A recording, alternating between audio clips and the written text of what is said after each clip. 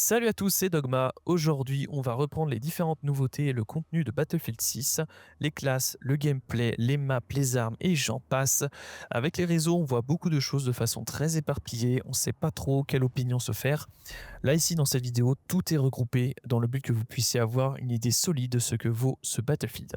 Pour vous situer un petit peu, je suis un joueur de la vieille école de Battlefield, hein, entre guillemets. J'ai passé des centaines d'heures sur BF3 et BF4 à l'époque où la licence était à son prime selon moi. Mais ensuite, j'avoue, j'ai complètement décroché. BF1, BFV m'ont jamais conquis. Le fait de retourner dans des époques du passé, ça m'a jamais attiré. Moi, mon truc, c'était les guerres modernes, tout simplement.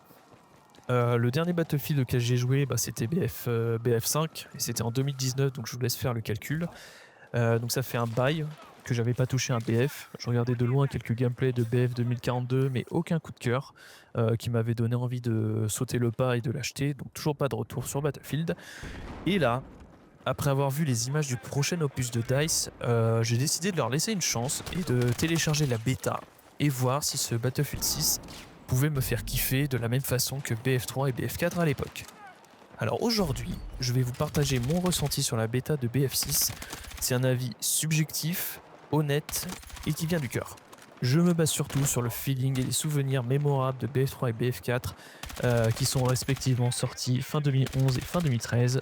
Putain, le temps passe à une vitesse.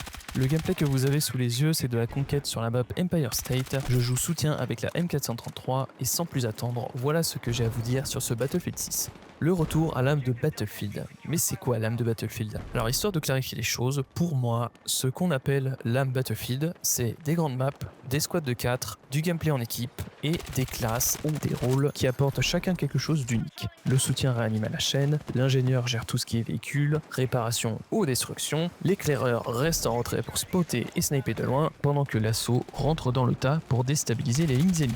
Parlons des classes justement. Alors oui, pour les anciens joueurs Battlefield ça va vous faire bizarre, mais il y a eu quelques changements majeurs dans les classes comparées aux anciens BF. L'assaut, anciennement médecin, est désormais une classe fonce dans le tas. Il n'a plus accès aux gadgets de soins. C'est le soutien, anciennement le fournisseur de munitions, qui va récupérer ce rôle. Et dernier changement pour moi, toutes les classes peuvent accéder à toutes les armes des autres classes. Ça fait bizarre, mais on va illustrer tout ça. Pour faire bref, chaque classe possède 3 bonus, une spécialité, une arme principale et une secondaire qui sont toutes deux personnalisables avec une capacité de 10 slots. En gros, c'est la place que prend chaque accessoire. Certains vont en demander plus que d'autres. Votre classe possède également 2 gadgets, une grenade à lancer et une arme de corps à corps. Comme je vous le disais, rien ne m'empêche de prendre une SMG, une mitrailleuse lourde ou même un sniper en tant qu'assaut par exemple. Ce détail qui en rebute certains va pour moi apporter de la diversité dans les compos, mais il y a quand même un bonus pour ceux qui prendront le type d'arme en lien avec leur classe. Avec le rôle assaut, on me dit que si je prends un fusil d'assaut, je profiterai d'un dégainage, d'un changement d'arme et d'une récupération du sprint plus rapide. Chose que je ne pourrais pas avoir si je prends un sniper ou une mitrailleuse. Dans le reste de cette rubrique se trouvent les autres attributs exclusifs à la classe assaut. Ceux des autres classes sont différents, vous verrez. Particularité pour l'assaut, son premier gadget est remplacé par une troisième arme à cause de la spécialité première ligne, ici le pompe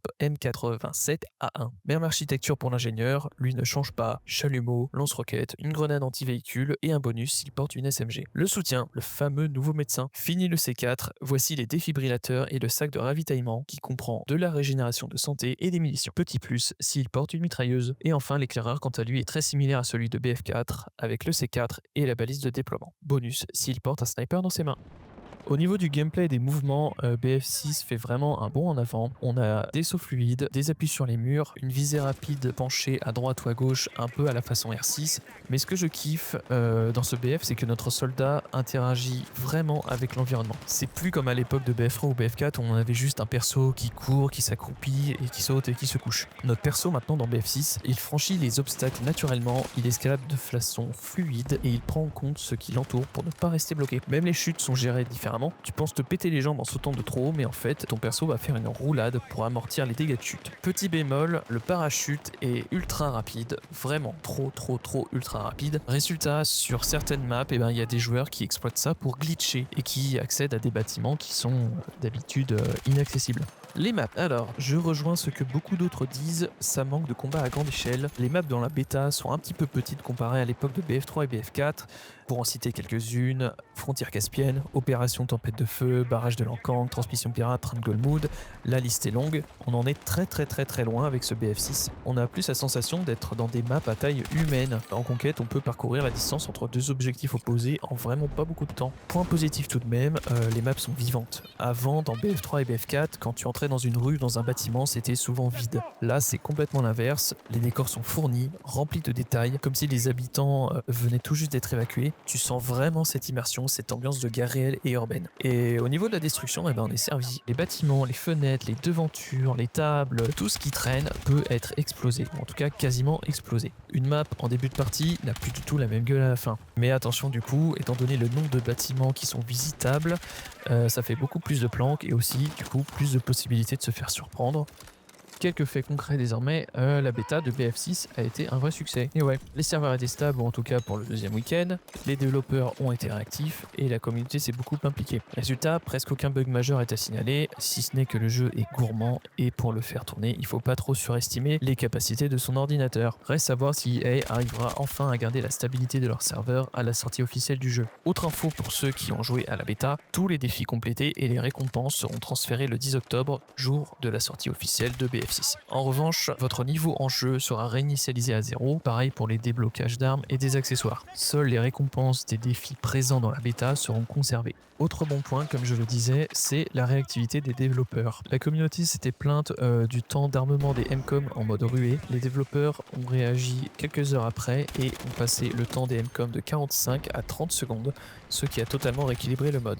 Cette capacité à écouter la communauté et à réagir très vite, c'est rare et c'est très appréciable, et pourvu que ça dure. Au niveau des points négatifs de ce Battlefield, moi ce que je vais retenir, c'est que pour le coup, le fusil à pompe est un petit peu trop puissant. À voir si ça peut être nerfé ou en tout cas davantage rééquilibré. Autre petit bémol, le PC qui chauffe facilement, alors que les paramètres de Battlefield, je les avais mis en low. À voir si ça aussi ça va être corrigé.